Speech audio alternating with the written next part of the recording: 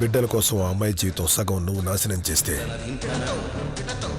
ఎదురుగా నువ్వు ఉండడం వల్ల మిగిలిన జీవితాన్ని నేను నాశనం చేస్తున్నాను. అలా నాశనం కాకూడదని నువ్వు అనుకుంటే నాకు నువ్వు దూరంగా వెళ్ళిపోవాలి. ఇది నా ఇల్లు. నా ఇంట్లో నుంచి నన్ను వెళ్ళమనే హక్కు ఎవరికీ లేదు.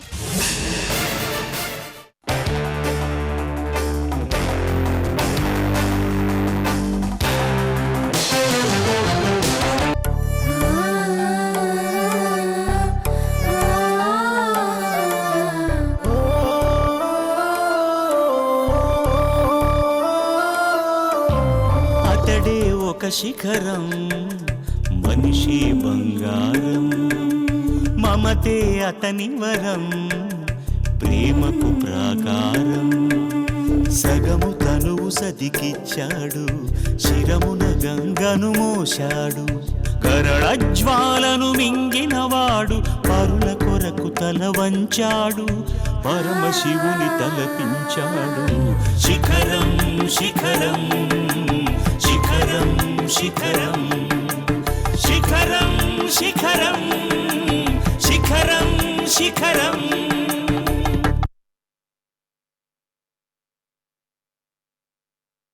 ఎక్కడికి తీసుకెళ్తున్నారు? ముందు కారు ఆపండి. మీకు చెప్పేది ముందు ఆపండి.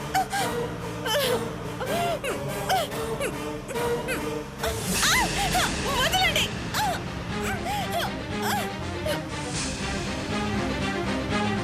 కారు ఆపండి.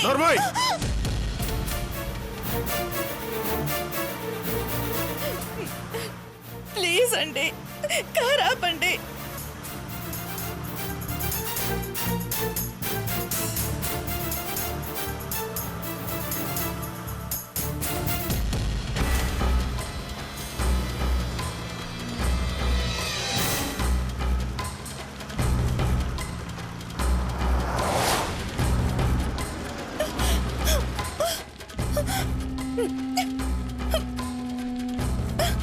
ఏమండి, ఇక్కడ తీసుకొచ్చారండి? నేను రాను. ఏమండి, వదలండి.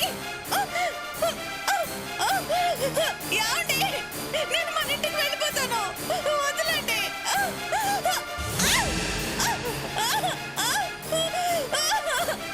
ఏమండి, వదలండి. నేను రాను.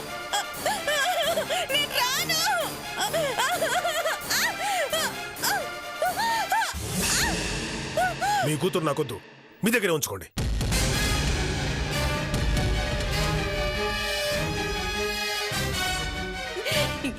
ఏమనుకుంటున్నారు మీరు? నన్ను ఇక్కడే వదిలేస్తే నేను ఇక్కడే ఉండిపోతాను అనుకుంటున్నారా? ఈ రోజు నుంచి నువ్వు నాకేమీ కావు.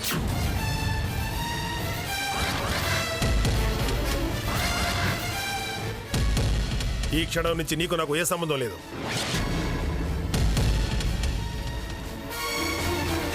మావయ్య గారు, ఈ రోజు నుంచి మీకు, మీ ఇంటికి, మీ అమ్మాయికి నేనేమీ కాను. మీరిచ్చిన కన్యాదానాన్ని మీకే వదిలేసి వెళ్ళిపోతున్నాను. ఏమైంది అల్లుడు గారు? వద్దు, మన మధ్య ఈ బంధాలొద్దు.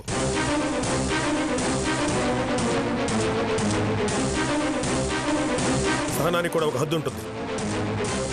ఓర్చుకున్నాను, ఓర్పు నశించేదాకా ఓర్చుకున్నాను. ఇక నా వల్ల కాదు.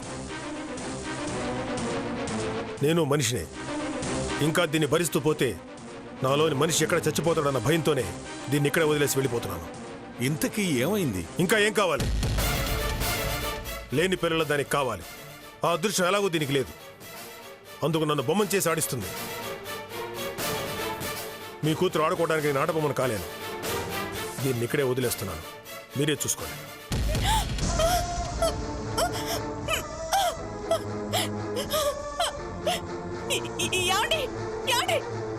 ఆగండి. వదిలేస్తారా? ఎలా వదిలేస్తారు? మీరు కాదనుకుంటే సరిపోతుందా? ఇన్నేళ్ళు కాపురం చేసింది ఇలా వదిలేసి వెళ్ళానుగా. ఇది కాపురమా? ఇన్నాళ్ళు నువ్వు చేసింది కాపురం అనుకుంటున్నావా? దాన్ని కాపురం అనరే, వేధించడం అంటారు.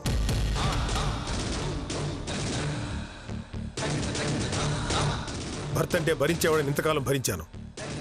ఇక నా వల్ల కాదు. విడివిడిగా ఉంటేనే మన ఇద్దరం బాగుంటాం. ఏంటి విడివిడిగానా? నాన్న వినపడుతుందా? విడివిడిగా ఉండాలట. ఏం నాన్న, ఏం మాట్లాడవేంటి? ఆయన నన్ను వదిలేస్తారట. నా కూతుర్ని ఎలా వదిలేస్తావని అడగరే. నీ భార్యను మా ఇంట్లో వదిలేస్తావేంటి? నిలదీరే.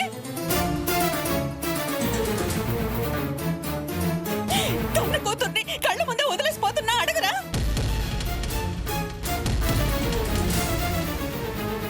ఇన్నేళ్ళు కాపురం చేసి ఇప్పుడు వదిలేడు ఏంటి అని అడగరా. అసలు మీరు తల్లిదండ్రులేనా? ఏయ్! ఎవరైనా వదిలేస్తారే. నీ టార్చర్ తట్టుకోలేక తల్లిదండ్రులే కాదు, ఆ దేవుడు కూడా వదిలేస్తాడు.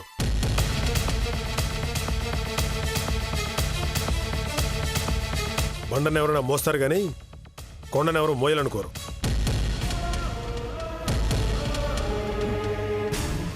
భార్య అంటే బంధం, బరువు కాదు. నువ్వు ఎవరికైనా బరువేనే. అందుకే వాళ్ళు నేను చూడటం తప్ప మాట్లాడలేకపోతున్నారు. బతుకు, నీ ఇష్టం వచ్చినట్టు బతుకు. నన్ను మాత్రం ప్రశాంతంగా బతకని.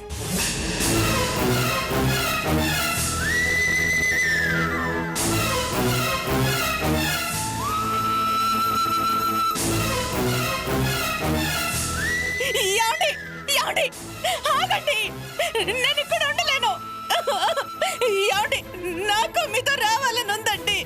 ఇది నా ఇల్లు కాదు. మన ఇంటికి తీసుకెళ్ళండి, నేను మీతో వచ్చేస్తాను. ఏమండి?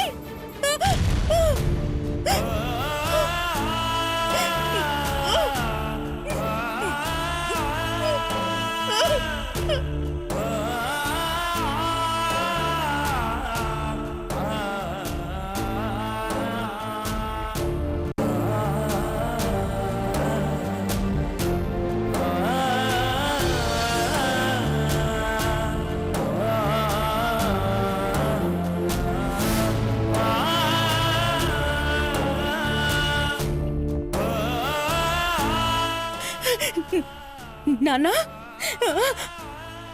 ఆయనేంటి నన్ను వదిలేసి వెళ్ళిపోయారు? నిజంగానే వదిలేసి వెళ్ళిపోయారా? వస్తువును వదిలినట్టు అలా వదిలేసి వెళ్ళిపోయారండి నాన్న. మనసు ఇష్టపడితే కొండను కూడా కొబ్బరి పుల్లలా మొయ్యగలం.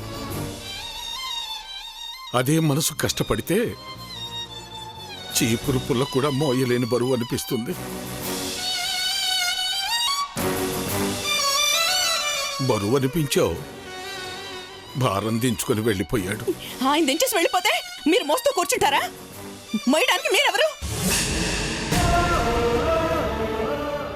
పీటల మీద ఆయన పక్కన కూర్చోబెట్టినప్పుడే ఆయన దాన్ని అయిపోయాను. ఆయన భార్యని మీ ఇంట్లో వదిలేసిపోతుంటే అలా గుడ్లప్పగించి చూస్తారే. ఏ, నీ పెళ్ళాన్ని మా ఇంట్లో వదిలేసి వెళ్తావేంటయ్యా పెద్ద మనిషి అని అడగలేరా? నీ పెళ్ళాన్ని నువ్వే తీసుకుపోని ఆయనతో పాటు బయట గంటేలేరా? పరాయి దాన్ని ఇంట్లో పెట్టుకోవడానికి మీకు సిగ్గు కాలేదు? బాగా అడిగావమ్మా. నీలాంటి కూతుర్ని కన్నందుకు చాలా ఆనందంగా ఉంది.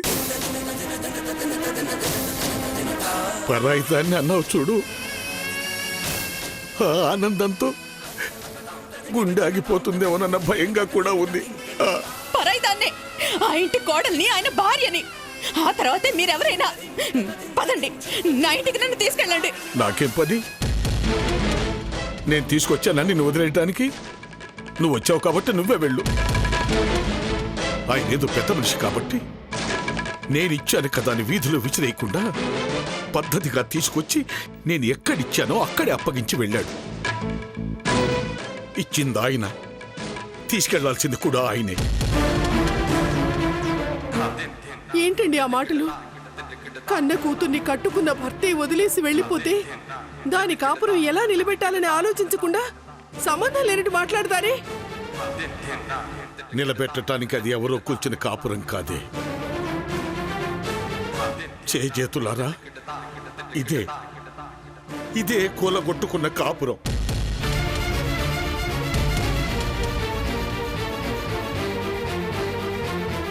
కాపురం అంటే కాగితం కాదమ్మా, చినిగిపోతే అతికించడానికి. జీవితం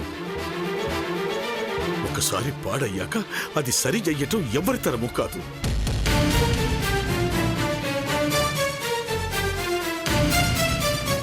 ఉండగలిగితే ఇక్కడే ఉండవను, పోగలిగితే ఎక్కడికి పొమ్మంటావు నాన్న? పోతే ఆయన దగ్గరికి, పోలేకపోతే దేవుడి దగ్గరికి. పోనీ ఓ పంచి, ఆయన దగ్గరికి తీసుకెళ్ళడం నీ వల్ల కాదంటే నీ చేతులతో నువ్వే చంపేయి.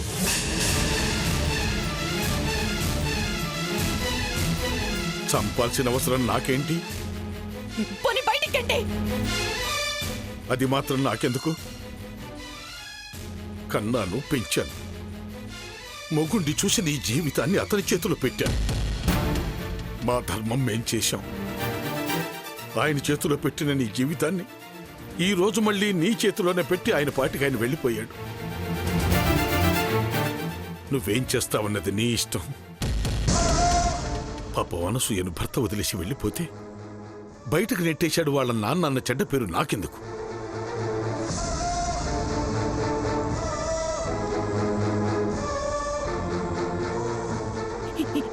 ఇలా అయితే నేను చేస్తాను.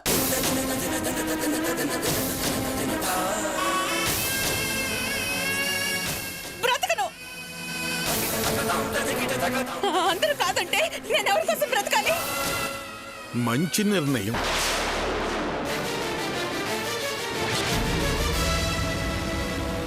భర్త కాదన్నాడని ఆత్మాభిమానం కలది కాబట్టి అనసూయ ఆత్మహత్య చేసుకుంది అని నలుగురు 4 కాలాల పాటు నిన్ను గురించి ఘనంగా చెప్పుకుంటారు. నిన్ను కన్నందుకు ఆ ఘనతలో మాకు కొంత అంటగడతారు. అదే నేను గెంటేస్తే అది నాకు చెడ్డ పేరమ్మా.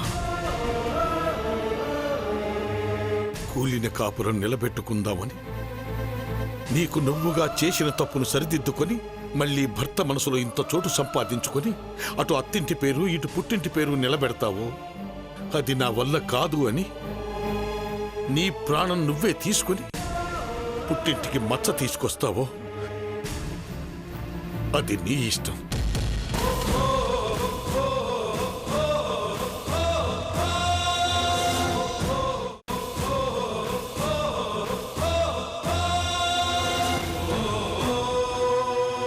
అమ్మా అనసూయ,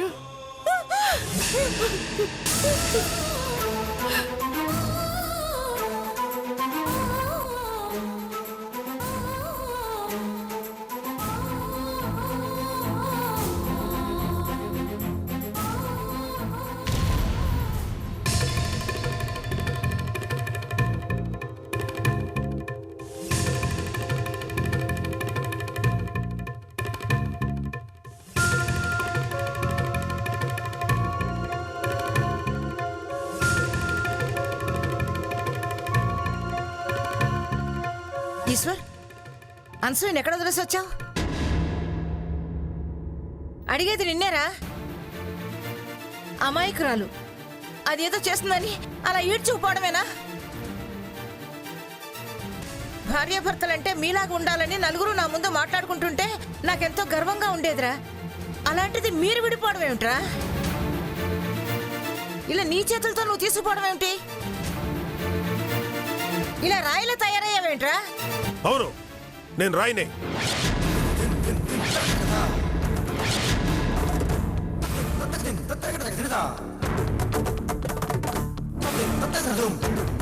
నేను ఇదంతా కావాలనే చేశాను.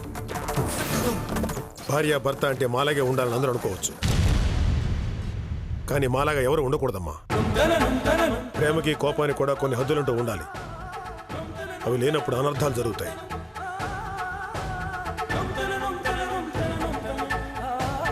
దాని ప్రేమకు హద్దు లేదమ్మా. అందుకే అది ఇష్టం వచ్చినట్టు ప్రవర్తిస్తుంది. దాని పిచ్చి ప్రేమ ఎటువైపు తీసుకెళ్తుందన్న భయంతో ఇలా చేశాను. భార్య భర్త అంటే మాలాగా ఉండాలని ఆ నలుగురే మమ్మల్ని వేలెత్తి చూపించకూడదన్న భయంతో ఇలా చేశాను. తను చేసిన తప్పు తనకు తెలియాలని ఇలా ప్రవర్తించాను. ఇదంతా దానికోసమేనమ్మా. దానికి తెలియాలని ఇలా చేశాను. దానికోసం చేశానంటున్నావు? దాని ఇష్టానికి దాన్ని దూరం చేయడు, దాని బతుకు దాన్ని దూరం చేయడు, ఇదే దానికోసం చేసేది. దానికి నువ్వంటే ఇష్టం, ఈ ఇల్లు అంటే ఇష్టం, ఇష్టమైన వాటన్నిటికీ దాన్ని దూరం చేసి దానికోసం చేశానంటావేంటి? అవునమ్మా, దానికోసమే చేశాను. అనసూయ అంటే నాకు ఎప్పుడూ కోపం లేదు. అది అన్నీ తెలుసు అనుకుంటుంది. తెలుసుకోవాల్సినవి చాలా ఉన్నాయని తెలియడానికే ఈ దూరం. నా కోపం వస్తే ఇలా వదలడానికి కూడా వెనకాడని తెలియాలి.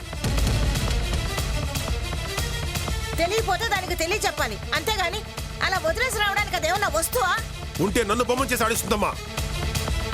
భార్య అంటే పంచేది కాదు, పంచుకునేది అని దాన్ని తెలియాలి. అప్పుడే అది ఈ ఇంట్లోకి రాగలుగుతుంది. తెలుసుకోలేకపోతే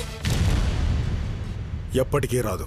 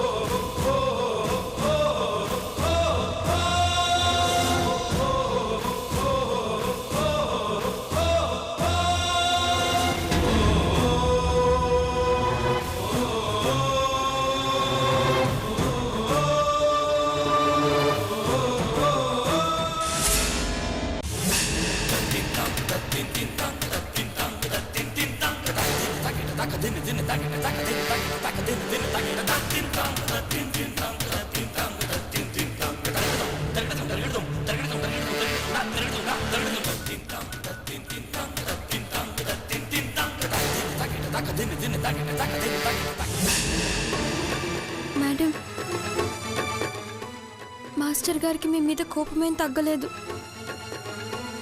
మాస్టర్ గారు అలా ప్రవర్తించినందుకు మీరెంత బాధపడుతున్నారో ఏంటో. ఏవైతే అది అవుతుంది. మీరు అలా దూరంగా ఉంటే ఆ దూరం ఇంకా పెరుగుతుందే కానీ తగ్గదు. కోపంలో ఆయన అలానే అంటారు. నేరుగా ఇంటికి వస్తే ఎన్నిసార్లు బయటికి తోస్తారేంటి? వచ్చేయండి మేడం.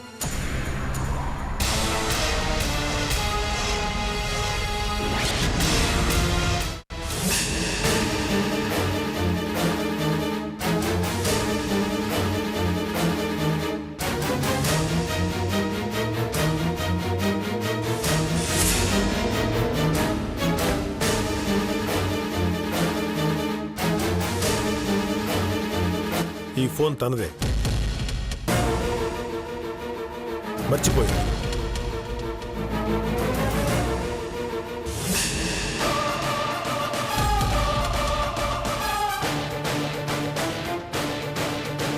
స్టూడెంట్ లాగా ఉండు.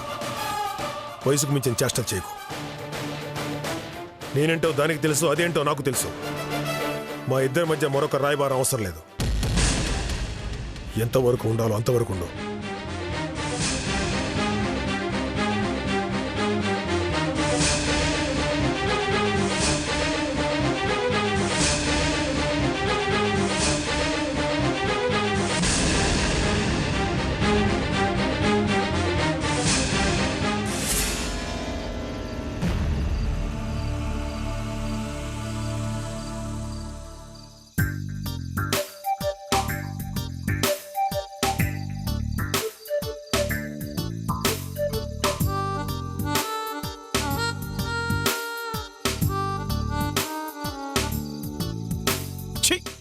బొత్తిగా టైం సెన్స్ లేదు. అవసరం వాళ్ళది, అయినా నేనే ముందు రావాలి.